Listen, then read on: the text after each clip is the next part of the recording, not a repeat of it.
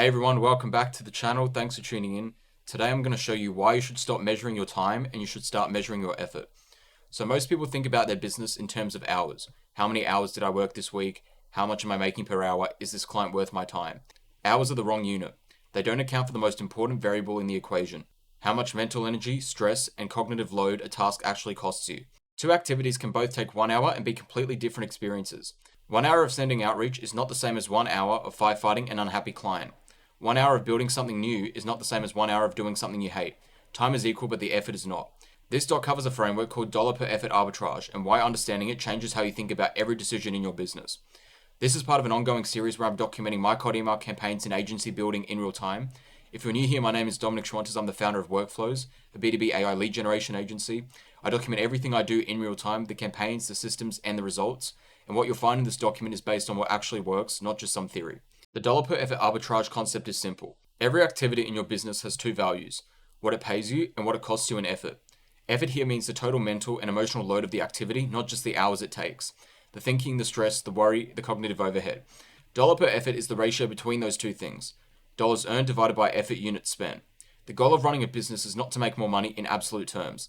It's to continuously increase your dollar per effort ratio, to earn more per unit of stress you actually spend. Here's a concrete example. Say you have a client paying you a significant monthly retainer, but that client is consuming a disproportionate amount of your mental energy. They require constant communication, they generate stress outside of working hours, and a substantial portion of your weekly worry is about them. If that client wants to renegotiate to a lower fee, most people's instinct is to resist. Less money sounds worse, but the right question is not whether the money is going down. The right question is whether the effort is going down by a greater proportion. If the fee drops by a third but the effort drops by 80%, the dollar per effort ratio goes up significantly. That's a better deal, even though the absolute income is lower. Conversely, if the fee drops by a third but the effort barely changes, the ratio gets worse. That's a bad deal, even if the client is paying you well. The metric is not how much you make, it's how much you make per unit of effort you actually spend. Those are very different things, and optimizing for the wrong one is how you build a business that pays well and feels terrible. Why most people get this wrong. The reason people resist accepting less money, even when it improves their ratio, comes down to a misunderstanding about how business works. If you are consistently doing the activities that grow a business, consistently sending outreach, consistently marketing yourself, consistently following up with leads, then any gap in income that opens up gets filled. New clients come in and even better clients come in. The universe rewards consistency in the inputs. The fear of taking less from one client makes sense in isolation, but it makes no sense when you zoom out and see the full picture.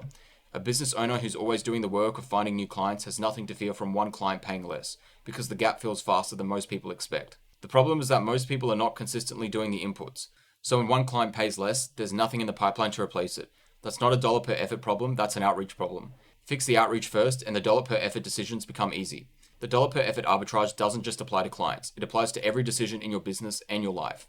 Every task, commitment, or obligation has a stress and effort requirement attached to it that most people never consciously account for. They evaluate decisions purely on the monetary outcome and ignore the non-monetary cost entirely. Financing a purchase at 0% interest sounds smart mathematically. You keep your cash, invest it, earn a return, and pay the debt off gradually for free. But the reality is it creates an ongoing administrative overhead. Setting up the account, managing the payments, receiving communications from the lender, and eventually closing it out. That ongoing friction has a cost, and for small amounts the cost and effort exceeds the financial benefit. It's a bad dollar per effort trade. The same principle applies to chasing a small refund, taking on a low-value client out of desperation, or doing manual work that could be automated. Every one of those has a non-monetary cost that most people never factor in. Start asking about every commitment. What does this actually cost me in effort, and is the return worth that cost? This question applied consistently starts to filter your decisions differently. Stop saying yes to everything because the money looks good. You start evaluating whether the money is worth what it actually takes out of you. That shift alone changes the quality of your client base, your workload, and your mental state more than almost any other single change you can make. But before you can improve the ratio, you need an honest picture of what it currently looks like. Most people have never thought about their business this way, so the first step is a simple audit.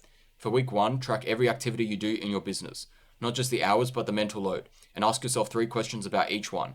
Firstly, does this pay me either directly or as a contribution to revenue? If it doesn't contribute to revenue at all, that's worth noting separately. The second thing is, what does this actually cost me in terms of effort? Not just the time it takes, but the thinking, the stress, the worry it generates outside of work hours, the energy it takes to start, and how drained you actually feel when it's done. And thirdly, can this be done by someone else or by an automation? If yes, at what cost and at what quality level? At the end of the week, you'll have a map of where your effort is actually going and what each category of activity is returning. Most people discover 2 things from this exercise. Firstly, a disproportionate amount of effort is going into activities that contribute very little to their income. And secondly, several of their highest paying activities are also their least effortful, and they're not spending nearly enough time on them. The audit tells you exactly where to focus. The activities consuming the most effort for the least return are the ones to automate, delegate, or eliminate. The activities with the best ratio are the ones to protect and do more of. So there are two ways to improve your dollar per effort ratio, and you should be working both simultaneously. Lever 1 is to decrease the effort denominator. For every task in your business, ask whether it can be done by someone else or it can be automated.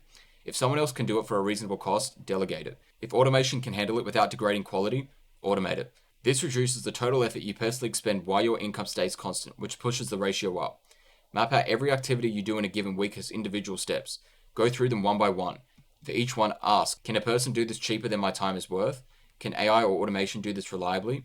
The ones that answer yes to either question should be the ones off your plate as soon as possible. The activities left over after this exercise are the ones that genuinely require you. Those are the ones worth protecting and getting better at. For a cold email agency specifically, the effort denominator is often inflated by manual tasks that should already be automated. For example, lead verification, domain setup, warm-up monitoring, calendar reminders, and pre-call sequences. None of these require your judgment. They require execution, and execution can be systematized. Every hour you spend doing these manually is an hour of high effort with zero leverage. The same outcome can be produced automatically, which means you're not doing dollar per effort arbitrage on those tasks at all. Lever 2 is increasing the dollar numerator. With the effort you freed up from Lever 1, find better paying clients, raise your prices, and go after high value work. The same number of hours and stress units now produce more revenue, which further pushes the ratio up. This is the compounding dynamic that builds real wealth over time. You reduce what you spend on low value activities and use that freed capacity to generate high value work, which increases the dollars without proportionally increasing the effort. Raising prices is one of the most direct ways to improve the ratio. The same deliverable at a higher price point generates more revenue for the same effort. And as covered in previous docs in this series, higher prices also tend to attract better clients, which reduces the effort denominator at the same time. The ratio improves from both sides simultaneously. The other way to increase the numerator is to identify which of your existing activities produces the most revenue per unit of effort and do significantly more of it. Most people know what this activity is, they just don't protect it the way they should. They let the lower ratio activities crowd it out. Protecting the high ratio activities is the same as the deep prioritization framework covered earlier in this series, applied through a financial lens. Do both levers consistently for long enough and the ratio keeps climbing. That's what it looks like from the outside when someone appears to be making a lot of money while barely working. They're not doing less, they're just operating at a ratio that's high enough that the effort required looks trivial. There's no such thing as passive income. There are just people whose dollar per effort ratio is high enough that the effort required to maintain their income appears invisible from the outside. So how this actually applies right now. If you're building a cold email agency or an AI automation business, the dollar per effort framework changes how you make decisions at every stage. On the client selection, before taking on a new client, ask what the client cost will actually be. A client paying more but requiring constant management and generating ongoing anxiety may have a worse dollar per effort ratio than a client paying less but running smoothly. Price is not the only variable. In regards to pricing, charging more is not about making more money. It's about attracting clients with a higher risk appetite and a longer time horizon. Those clients are generally easy to work with, more patient with the process, and are less likely to generate disproportionate stress. Higher prices often improve the ratio from both sides simultaneously. On your own tasks, every manual task you're doing in your business that could be automated or delegated is dragging your ratio down. Every hour you spend on low value admin is an hour you're not spending on activities that move the number up. Automation and delegation aren't luxuries. They're the mechanism by which the ratio improves. In regards to difficult clients, if a client is consuming a disproportionate amount of your mental energy relative to what they pay you, that's not a client problem, that's a ratio problem. Either renegotiate the terms so the effort drops proportionally or replace them with a client whose ratio is better. Dollar per effort arbitrage is not a one-time optimization. It's an ongoing practice of making small trades that each nudge the ratio upwards. In the beginning, the ratio is low. You're doing everything yourself, you're learning, and the clients you can attract don't pay premium prices, and that's fine. The point is to keep making trades that improve the ratio, not to have a perfect ratio from the start. Over time, those small improvements compound. Tasks get automated, better clients replace worse ones, and the prices go up. The mental overhead per dollar of revenue keeps dropping. The progression looks something like this. Early on, you're doing everything manually, charging modest prices, and your ratio is low, but that's the cost of building. Then you start automating the repetitive tasks, which frees up capacity. The capacity goes into finding better clients at higher prices. Then the ratio starts climbing. As it climbs, you have more capacity to invest in the activities that generate the highest return work, and the cycle accelerates. None of this happens by accident. It happens because you're consciously evaluating trades and consistently choosing the ones that improve the ratio. That's the discipline the framework requires. Not doing more, doing less of the wrong things, and more of the right ones. There's no finish line. The ratio just keeps climbing as long as you keep making the trades, and that's the whole game. So what this means for you. Most agency owners are optimizing for the wrong thing. They're focused on how much they make, when they should be focused on how much they make per unit of effort they actually spend. The clients who pay the most are not always the best clients. The tasks that take the most time are not always the most valuable. The business that looks most productive from the outside is not always the one building the most leverage. Audit the ratio, make the trades, and keep improving the numbers. That's literally the whole framework. So that's all I have for you today. Make sure you subscribe so you don't miss any new videos, and I look forward to seeing you in the next video.